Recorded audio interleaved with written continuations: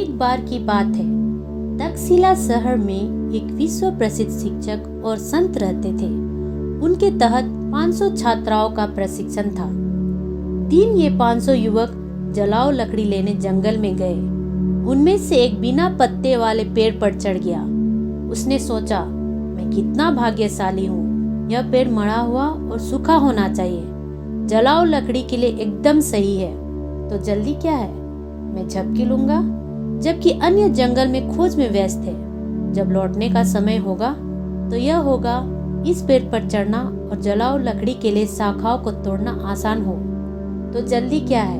उसने अपना जैकेट जमीन पर फैला दिया, उस पर लेट गया और तेजी से सो गया, जोर से खर्राटे लेते हुए। थोड़ी देर बाद अन्य सभी छात्र जलाओ लकड़ी के अपने बंडलों को वापस तक्षशिला ले जाने लगे।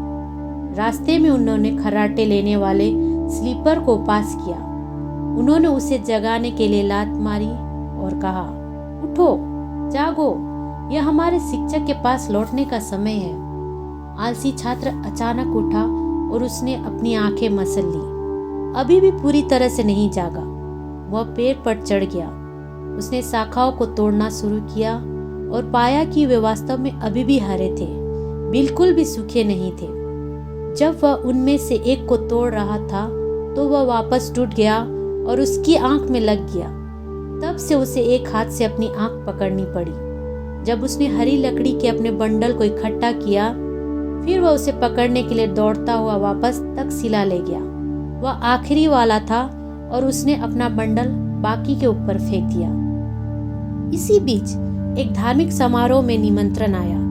अगले दिन एक सुदूर गांव में इसका आयोजन होना था। संत ने उसे 500 शिष्यों से कहा, यह आपके लिए अच्छा प्रशिक्षण होगा। आपको कल सुबह जल्दी नाश्ता करना होगा, फिर धार्मिक सेवा के लिए गांव जाए।